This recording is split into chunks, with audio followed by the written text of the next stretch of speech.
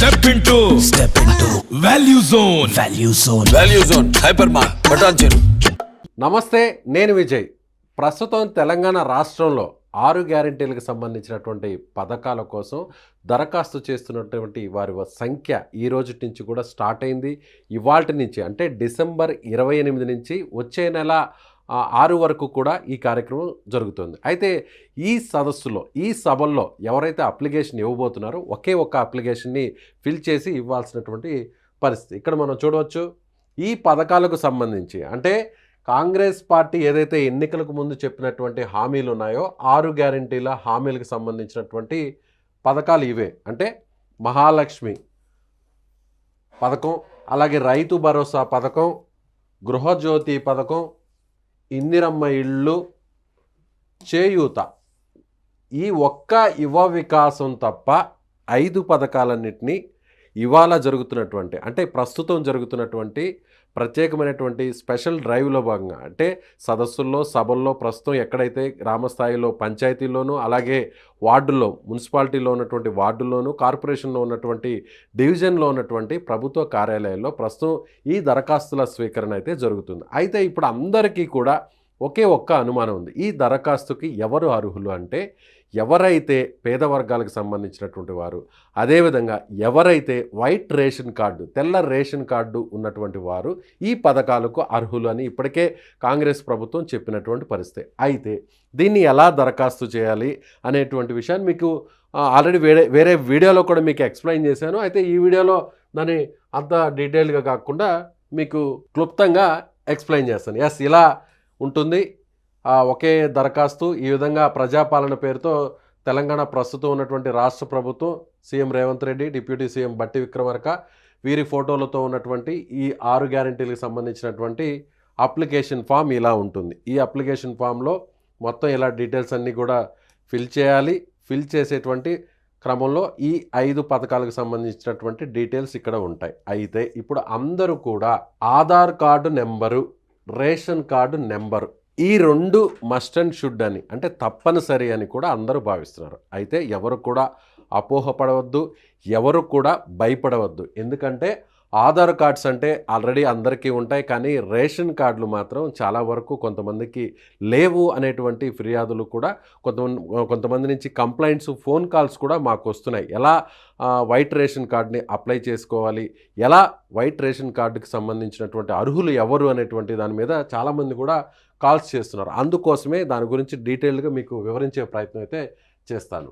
ఇలా ఈ ration cards, white ration cards ఎవరైతే ఉన్నారో వారే దీనికి అర్హులు అనేటువంటి అపోహపడాల్సిన అవసరం లేదు. ఎందుకంటే వైట్ రేషన్ కార్డు లేని వారు సైతం కూడా ఈ అప్లికేషన్ని సబ్మిట్ చేస్తూ దానితో పాటుగా తెల్ల రేషన్ కార్డు కావాలంటూ దరఖాస్తు చేసేటువంటి మరొక ఫామ్ని కూడా, మరొక అప్లికేషన్ కూడా దానికి యాడ్ చేయాలి అంటూ కూడా కాంగ్రెస్ గవర్నమెంట్కి సంబంధించినటువంటి పెద్దలు, ముఖ్యమంత్రి, అలాగే మంత్రులు కూడా చెప్తున్నటువంటి పరిస్థితి. కాబట్టి ఎవరైతే మీరు ఇవాళ నుంచి డిసెంబర్ 28 నుంచి జనవరి 6 వరకు జరుగుతున్నటువంటి ఈ సభల్లో మండలకు సంబంధించినటువంటి మండల కార్యాలయాల్లో కావచ్చు, అదేవిధంగా గ్రామ పంచాయతీకి సంబంధించినటువంటి కార్యాలయాల్లో కావచ్చు, మున్సిపాలిటీలో వార్డులకు సంబంధించినటువంటి ఆఫీసుల్లో కావచ్చు, అదేవిధంగా కార్పొరేషన్ పరిధిలో ఉన్నటువంటి డివిజన్ కార్యాలయాల్లో మీరు నేరుగా ఈ దరఖాస్తులు ఇచ్చేటప్పుడు ఆ దరఖాస్తుతో పాటుగా ఏ దరఖాస్తు ఇక్కడ మీరు ఈ పథకాలకు మాకు కావాలంటూ ఇచ్చేటువంటి ఈ దరఖాస్తుతో పాటుగా దీన్ని ఫిల్ చేస్తూ ఆధార్ కార్డు జెరాక్స్ను,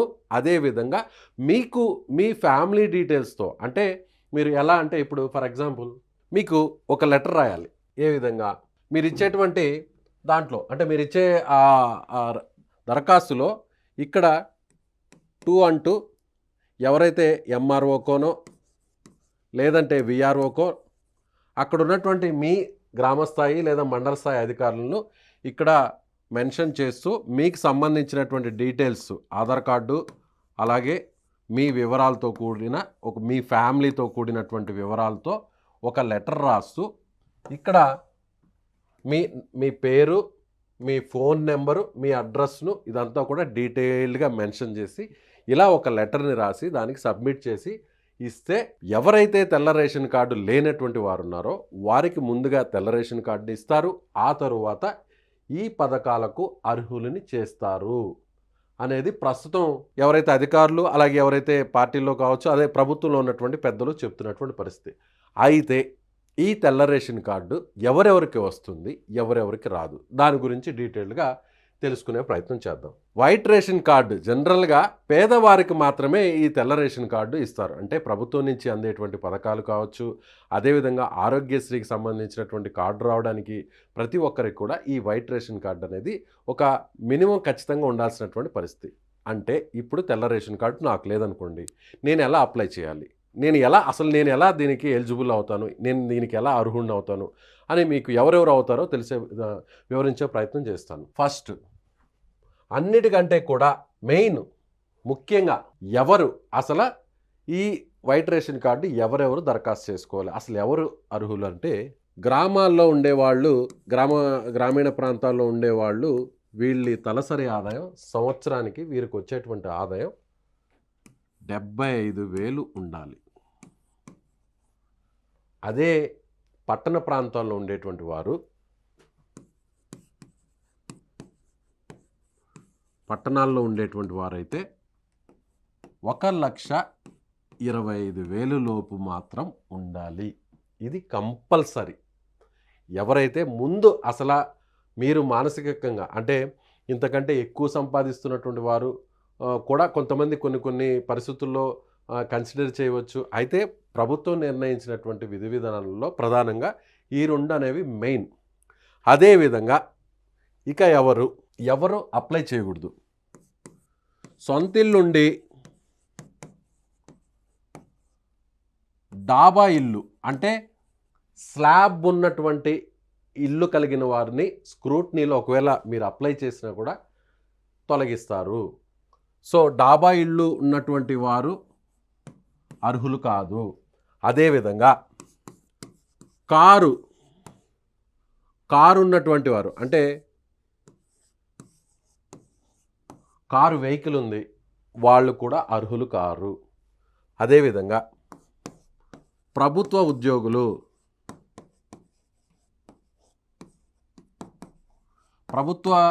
గవర్నమెంట్ ఎంప్లాయీస్గా ఉన్నటువంటి వారికి కూడా వైట్ రేషన్ కార్డ్ రాదు.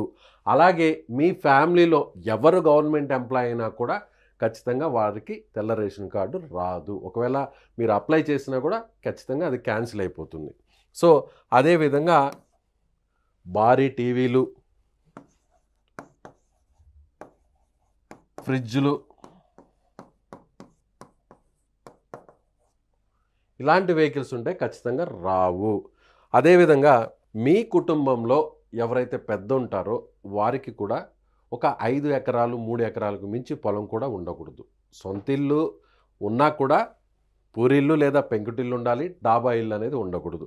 సో అదేవిధంగా మీరు ఇన్కమ్ ట్యాక్స్ పేయర్స్ అయి ఉండకూడదు. అంటే మీరు ట్యాక్స్కు లోబడి ఉన్నవారైతే అప్లై చేసుకోవచ్చు. మీరు ట్యాక్స్ పే చేస్తున్నటువంటి వారు ఎటువంటి పరిస్థితుల్లో అప్లై చేయకూడదు. అదేవిధంగా మీరు మీ కుటుంబంలో దాదాపుగా అంటే 75,000 1,25,000 పైబడి ఎవరైనా సంపాదిస్తున్నా కూడా అర్హులు కారు. అంటే ఒకే ఫ్యామిలీలో ఫర్ ఎగ్జాంపుల్ నా ఫ్యామిలీలో నేను నా వైఫ్తో పాటుగా నాకున్నటువంటి 2 పిల్లలు ఉంటే ఆ 2 పిల్లలు కూడా కొత్తగా పెళ్ళేయండి ఒకవేళ వారు రీసెంట్గా అప్లై చేయించుకోకుండా ఉంటే మాత్రం వీరు వెంటనే ఈ రేషన్ కార్డుకి అప్లై చేసుకోవచ్చు. అదేవిధంగా నాకు మదరు ఫాదరు ఉన్నారనుకోండి, వారు కూడా నా ఇంట్లోనే ఉంటున్నారు, నా మీదే ఆధారపడి వారు జీవిస్తున్నారు.